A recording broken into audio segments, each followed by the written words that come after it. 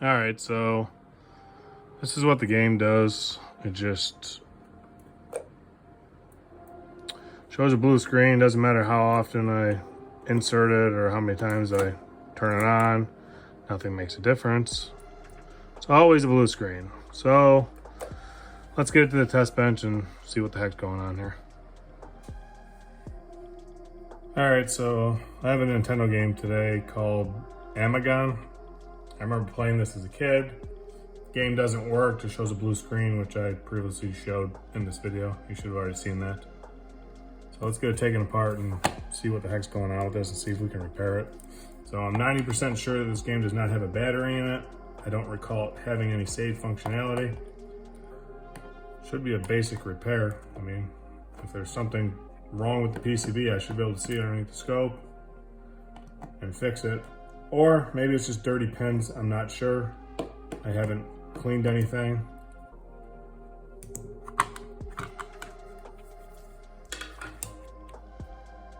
Wow, that's really tight in there. That's unusual.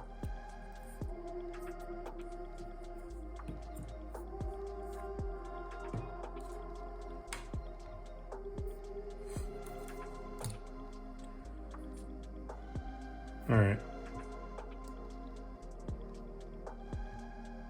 Well, you can probably see it in the video. The pins are not great.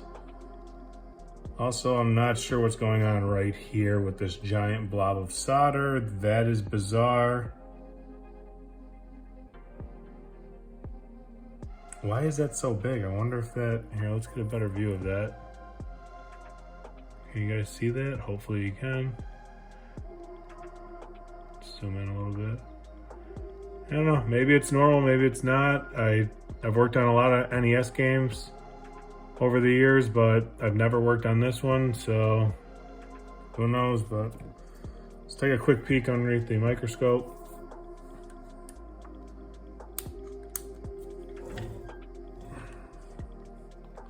Get this over here, let's get this situated. Gotta turn up the light, otherwise we won't be able to see anything. And let's take a look here.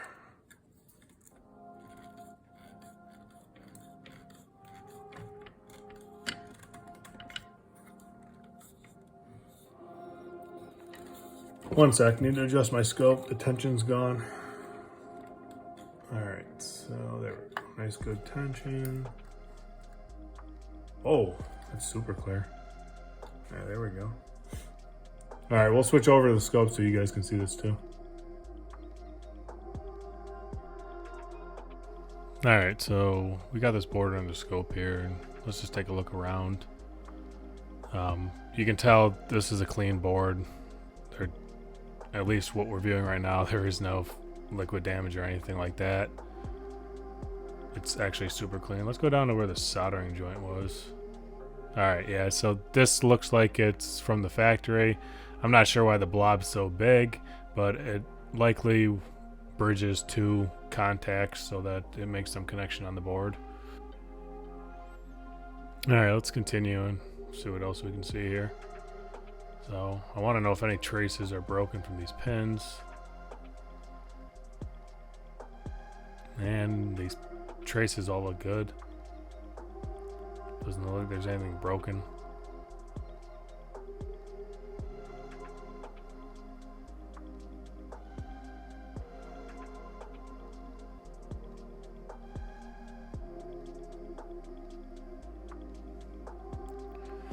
There is a trace there to the right of H. Yeah, right here. I better test this to make sure this isn't broken. Just looks like the solder mask is missing and some of the traces exposed. But let's go down the other side of the board here and see if there's any traces that appear broken from there, and there isn't. The pins, yeah, they're so-so. They're not terribly dirty, they're not terribly clean. I mean, you can see there's some wear on these, but it's to be expected with a game this old. So we'll just continue down here. And this is usually what I see with these pins, so what I'll do is I'll get some deoxit and we'll clean these up a bit. We'll polish them a little bit. It'd be nice if that was a problem, but something tells me it's not. I usually don't see a blue screen with the game. Alright, gonna flip it over and check the other side here, see how these pins are doing. And yeah, we got some dirt and grime on this. That's okay, it'll come off with the deoxit and a magic eraser. Huh, I wonder what that is. Okay, yeah, that's some pitting and corrosion. It's gonna have to get scraped off.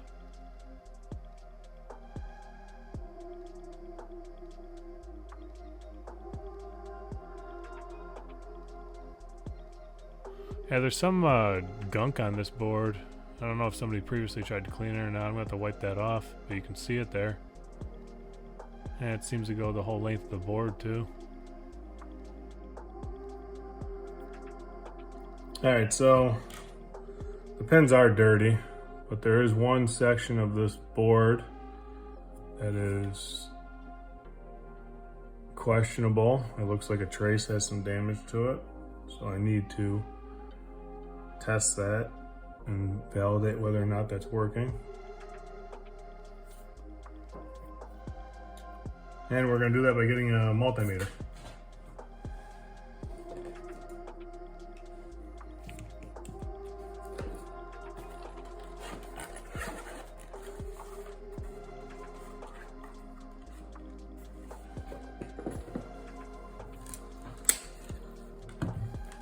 And the first thing we're going to do is check continuity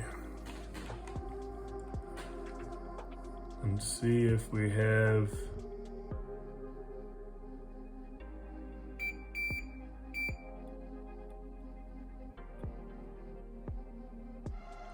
oh boy. Well, where does this trace go?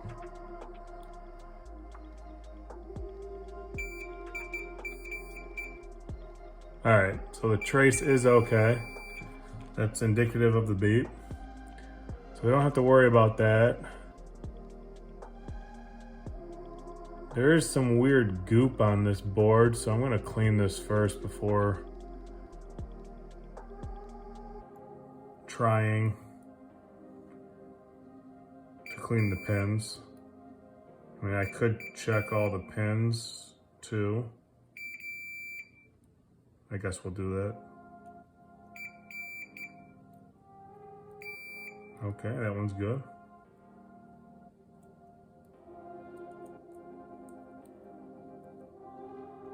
Where does this pin go? Must go to the back leg. Oh, there we go.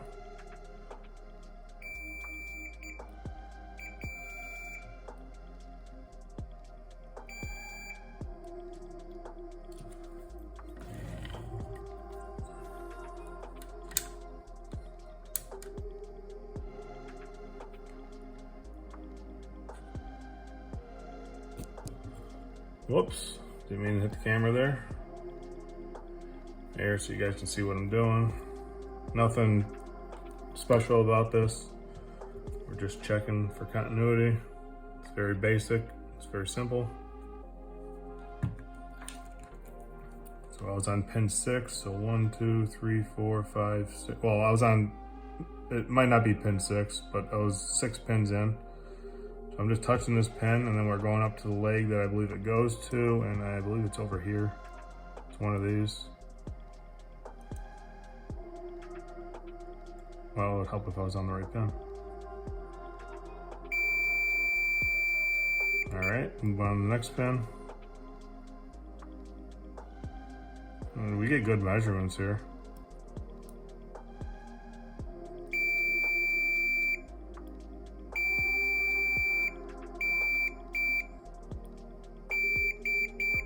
All right, next pin. Next pin.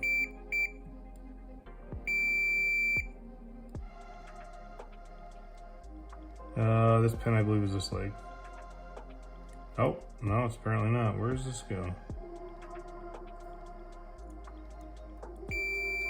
Oh, it goes right there.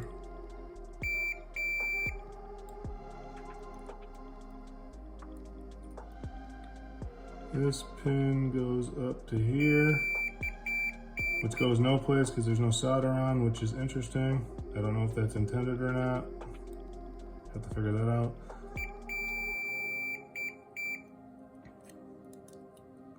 That pin goes through the board and goes no place. Okay. So next pin. Oh, this pin, number 20, doesn't appear to go anyplace either. I wonder what that's used for. Does that seriously go no place?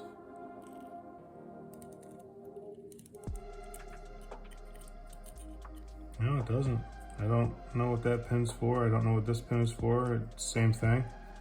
Doesn't go anyplace on this side. Doesn't go anyplace on the back, so we can skip those ones. We can come down here to this pin, which should go up here someplace. Well, it goes under this board. I'm not sure. Maybe it goes right here. Nope. Let's look at the other side of the board, see if we can determine where that's going.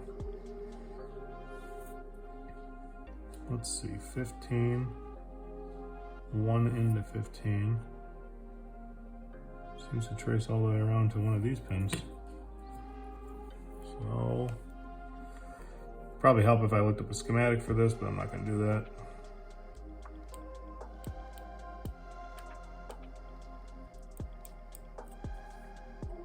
I'm just gonna guess. No continuity anyplace here? We're getting measurements though. So this is connecting someplace. Oh, there we go. All right, this pin, which looks like it goes up under.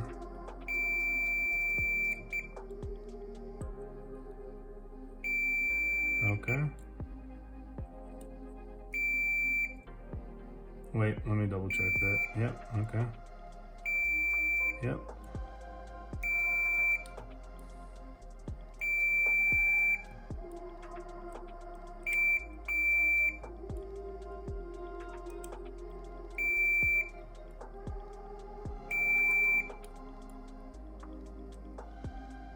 Oh, this pin looks like it goes right here. Really?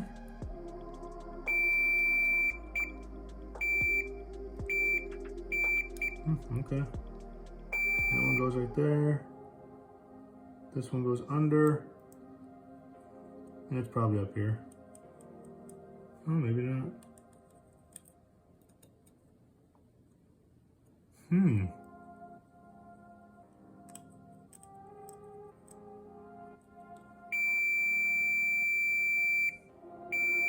Really? I don't know if that's right, but we'll roll with that. And that's just a ground pin, which works. Okay, so we don't got anything wrong with these pins as far as continuity is concerned, but it doesn't mean that the 72 pin in the NES is making good contact with these, because they are dirty, as you've seen underneath the microscope. You'd be surprised how little corrosion you need on these, or dirt and grime, for them not to make good contact, especially with a console that has the original 72 pin in it. So let's go ahead and clean these up a little bit. So I like to use deoxit and a magic eraser. The magic eraser is slightly abrasive. It should be, because it's about 5,000 to 6,000 grit sandpaper equivalent. It's good for polishing, and that's what we're going to do on these pins.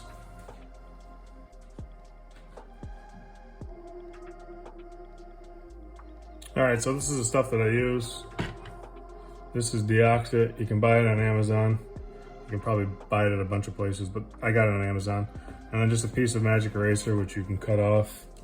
Before I clean this though, whoops, and magic eraser. There's some weird goop or residue on here. I don't know what the previous owner or whoever tried working on this and getting it working before. Don't have any history on the game, unfortunately, but it seems that they cleaned this with something. I don't know what it is. I don't want it to react with the deoxit or interfere with it, so we're gonna take some isopropyl alcohol and a Q-tip, and we're just gonna wipe this down and see what comes off. If nothing comes off, fine.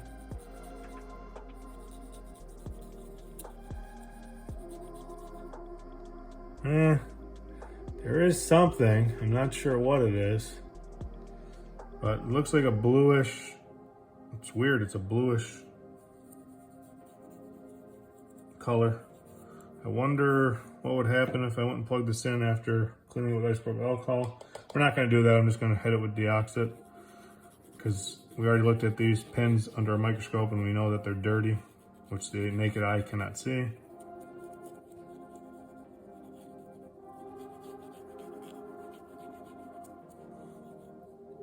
And there was some grime on there too. All right.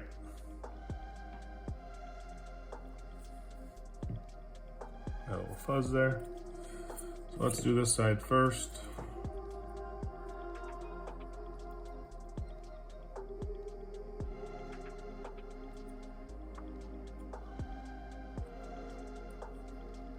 And we're just gonna put a little bit on.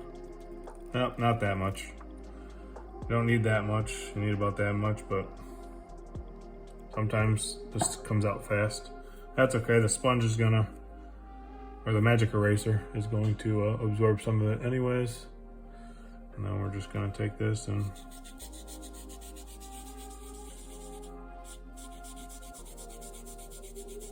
polish this up.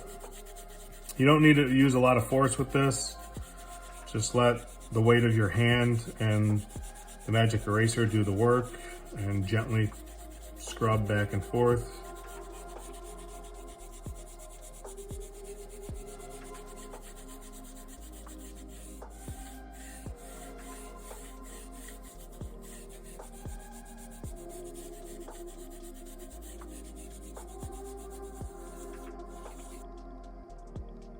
All right, we're back. We let this soak for 5 minutes or so. Now we're gonna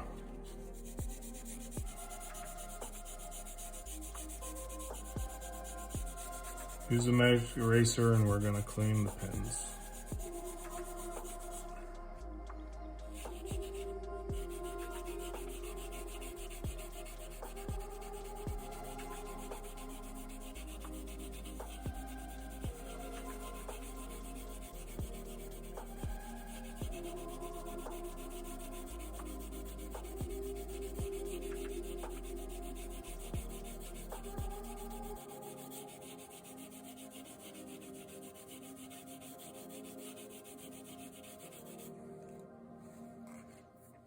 And let's add a little more deoxit to this side.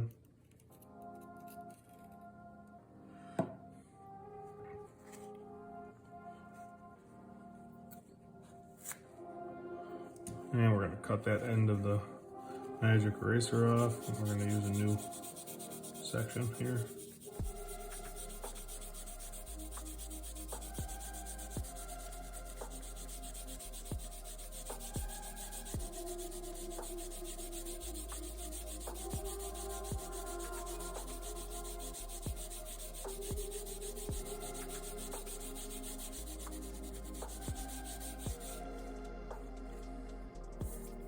And now let's take a look on the microscope and see if we have any improvement.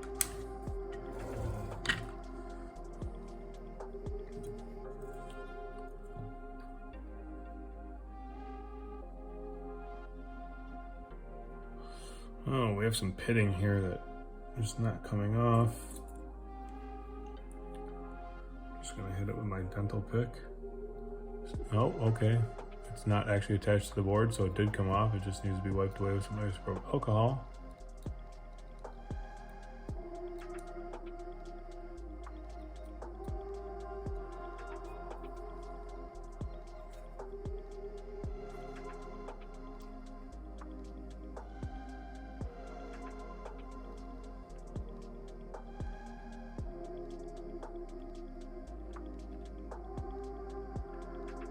And let me just record under the microscope so I can show this.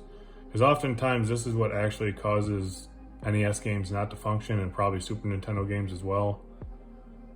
All you need is a little pitting on one of these pins and the 72 pin won't make contact with it.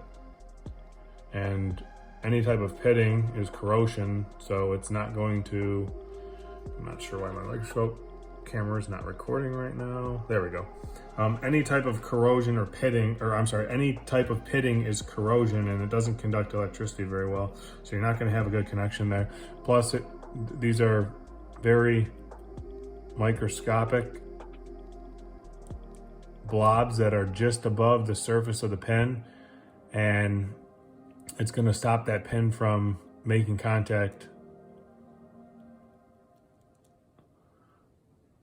So what you'll see underneath the microscope, and I'm just gonna continue recording here because it's easier for me to record with my camera so I don't have to do a voiceover for this. But yeah, there's some hard corrosion here. Okay, that's just a blob of gunk that can be removed. Yep, that is too.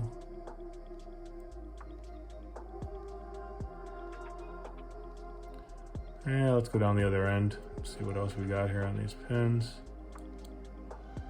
We'll wear some of these down. Oh, well, that one's filthy. Oh, it might just be light. Sometimes the light makes it look worse than it actually is. But you can see there then. And one of the things to keep in mind, don't scrape really hard with the dental pick. Just let the pick do its work here. You don't want to scrape too hard or be too abrasive with it, because you're going to end up damaging the pins or the printed circuit board.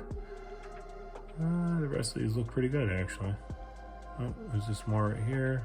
Nope, it's just some light refracting. Okay. What about this? Nope, just some dirt. What we'll do is we'll wipe this down with we're actually going to wipe down both sides with isopropyl alcohol and a Q-tip.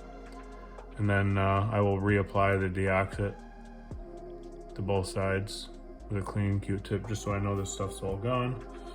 That's looking pretty good. So let's see what cleans up here. And you'll see it underneath the microscope. Let's find a really dirty spot here.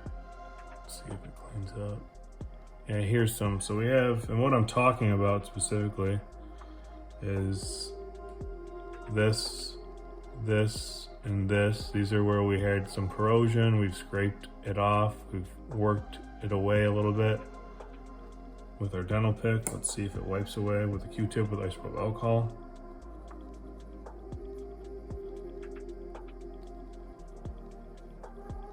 Okay, yeah, that's looking better. There's still some stuff there. That's okay. So let's just do a quick wipe down here. What we'll do is we'll pull away from the microscope for a moment here.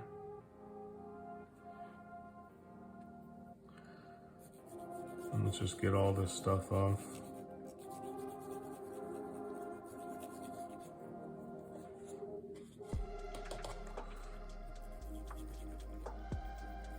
Depending how bad or how dirty these pins are, you might have to do this 2 or 3 times. And I'm gonna clean both sides right now, and I'm gonna hit this side again with some deoxit and magic eraser. See if we can polish any of the portions of the pins that had the pitting and corrosion on them.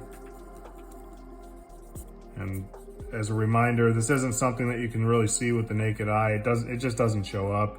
It's the microscope that really allows us to see this, and it's really indispensable for this. If it wasn't for this microscope, I probably wouldn't have fixed half of the games I've come across, because there's just no way to see with the naked eye what the heck's going on. I mean, this board to the naked eye, and I'm sure you can see it in this video, it looks really clean. The pins look really shiny. I mean, look at them right there. It looks like there's nothing wrong with this, or there shouldn't be anything wrong with it, but the game doesn't load, so we know there's something wrong with it.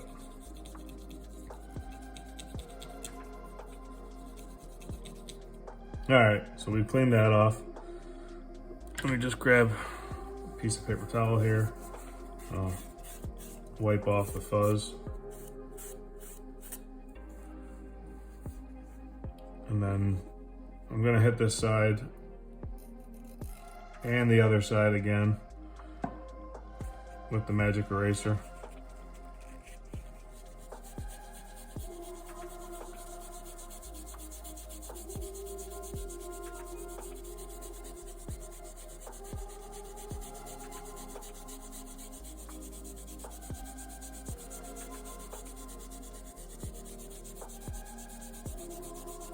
And what I'm going to do is speed up this portion of the video so you don't have to watch me polish these pins. Just know that this usually takes 4 or 5 minutes, gently going back and forth, and then you can test the game and see if it's working.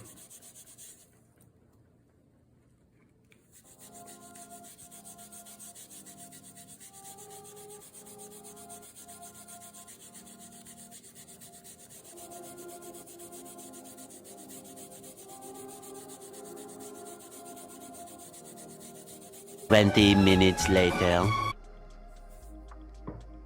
Alright, so we got this cleaned up as best as it's going to clean up with the deoxit magic eraser. All the pins seem to be connected, so I'm going to go ahead and test this. I don't know about this solder blob. I'm going to have to do some research on that, but something tells me this game's not going to work, which I guess it could be one of these resistors that is bad. I've never come across one that is, or even maybe this capacitor here. But I would assume that I would get something besides a blue screen, even if the capacitor was bad. I'm not 100% sure though. Like I said, I've never seen one that was actually bad. But this blob is interesting to me. I don't have another copy of this game to inspect that, so what I'm going to do is just take this and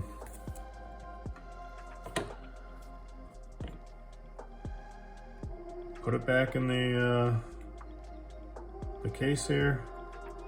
Well, as soon as I figure out how to put it back in the case. Oh yeah, I got the right one here. Wait, I have the wrong one, never mind. I need this one. Okay, there we go. Goes back in the case. Let me just, we don't need that much deoxit on there. Just need a thin layer. And for the purpose of this test, I'm just going to put one screw back in place to hold the cart together.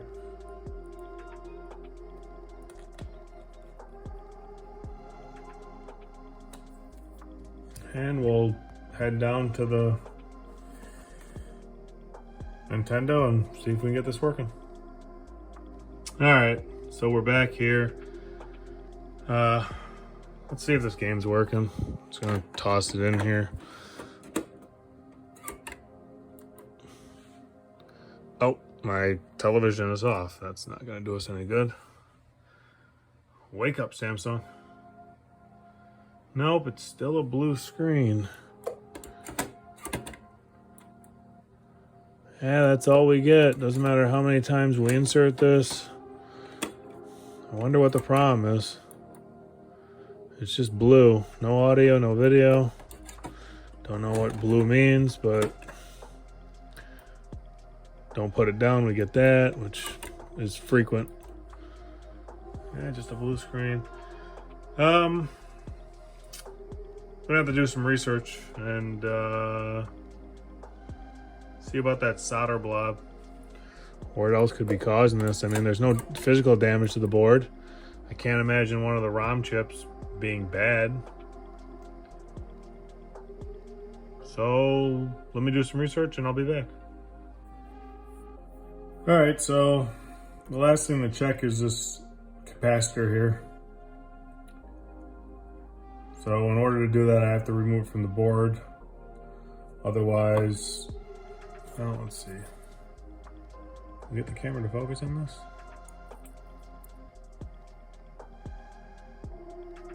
Nah, it seems a bit too dark.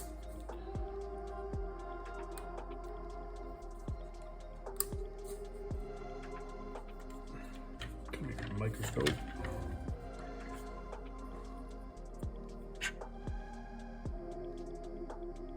Yeah, that might be good enough. Anyways, what this says on the side of the capacitor is 6.3 volts and 22 nanofarads, or UF.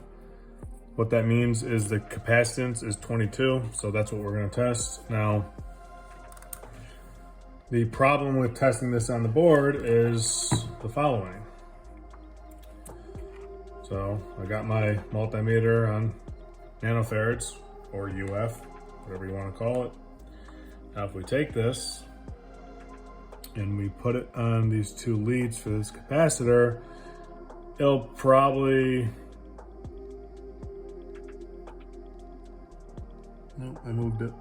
Wait, I have them backwards. It really doesn't matter, but let's put it right. And I think my probe is actually shot. Anyways, we're reading about 90, which is not accurate. And the reason why we're not getting an accurate reading is because it's attached to the board. So let's take it off the board and see what we get. In order to do that, we're just gonna grab some flux and some solder wick. Solder wick. And my soldering iron. So what we want to do is come to the back of the printed circuit board right here. These 2 points are the capacitor, and we're going to use some solder wick to hopefully wick all that solder away. That way we can just pull the capacitor out the front. So we don't want to damage this because then we need a new capacitor and we can't test this one. I don't have one of these on hand, although if I have to, I can order it.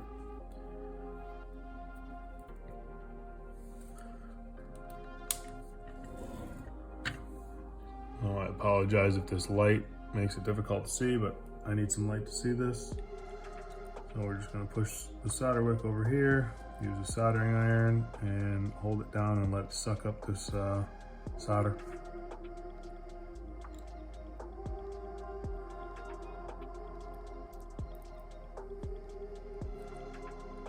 Hey, that looks pretty good.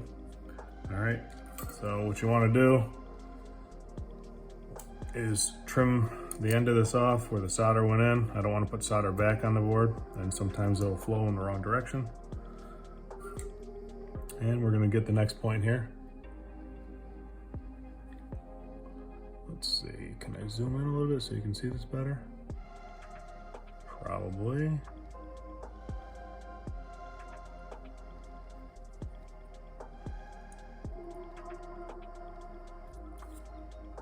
And again, we're just going to hold this here, and you can see how the copper braid changes color. That's because it's sucking up that solder. That looks pretty good too. All right, let's zoom back out here.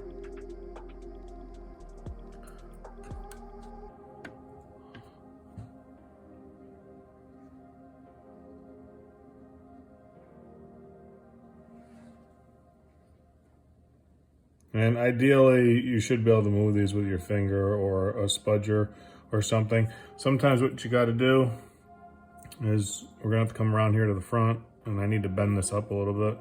Just be gentle on this. Oh, see, and it came right out. And that's because there's no solder holding it. All right, so now let's grab the fluke meter.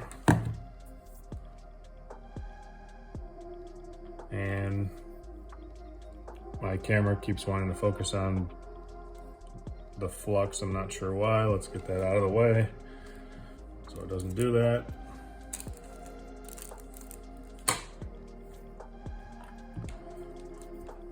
All right, come on, focus. All right, so I don't even know if this will pick this up. See that symbol right there? That's the negative side. And the other side is the positive. So when you get these, usually there's a lead that's longer. That means that's the positive side. For testing, it doesn't really matter, but it does matter when you put it back on the board. So let's see what we get here. Oh.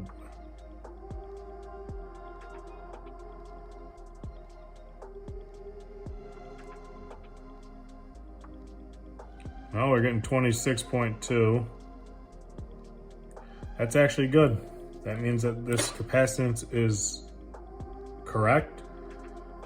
So it should be 22 UF, but there's a 20% tolerance on these capacitors, and that 26 is within that tolerance.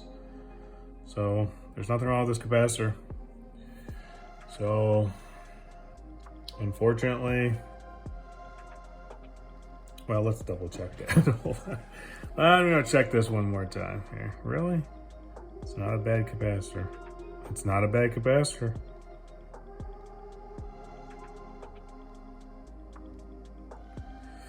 All right, well, unfortunately that means the likely problem for this game is this chip right here, which is, some people call these EEPROMs, some call them ROM chips, or I think the other one's a mask ROM. I'm not 100% certain off the top of my head what the correct name is, but it's this chip here. So I'm gonna get this back on and we'll just test this one more time to verify this. I'll probably end up doing a video in the future with this. There's gotta be a way to test and validate this. I'm gonna have to do some research. If I have to, maybe I'll buy a working copy of this game and swap these chips and see if I can get this board working with a different chip and this chip working on a different board. I know that I can buy an EEPROM universal programmer for testing these. I don't know if I want to go that route though.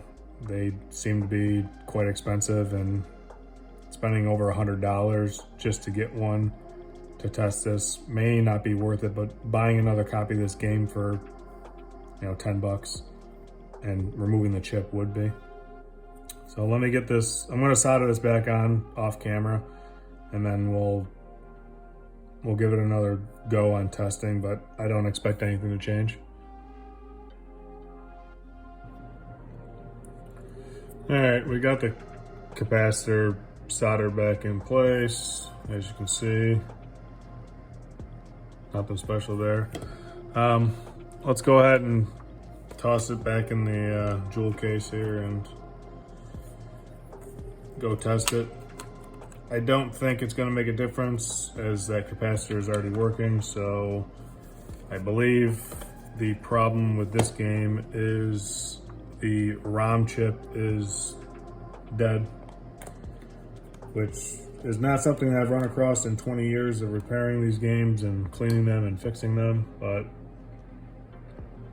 you know, there's always a first time for everything, so let's go get it in the system and see if it works.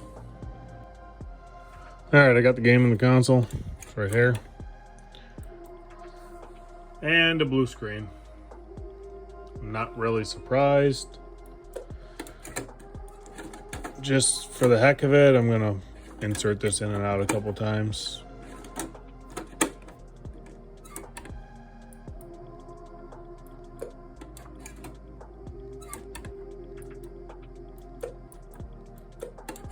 Maybe I should blow on it. I'm just kidding. It's not gonna fix anything. All right, so looks like this game is not repairable, unfortunately. It just has the blue screen of death, which is weird because I usually only use that term when it comes to computers. That being said, I'm just gonna hang on to this game for right now. I'd say look for a future video. What I plan on doing is either picking up another one of these games for testing purposes. I just want to be able to test and validate that the ROM chip is bad, or what some people call the EEPROM. So I'm gonna hang on to this and I'll do a video in the future about that. But as I've said before, you can't win them all. Some of these repairs just don't go as planned. That being said, thanks for watching, and I'll catch you guys in another video. Oh hey, it's T-Zerf, I'm back. If you guys happen to have any information on EEPROMs or ROM chips, on how to test them, and care to share that information, feel free to leave a comment. I appreciate it. Anyhow, catch you in another video.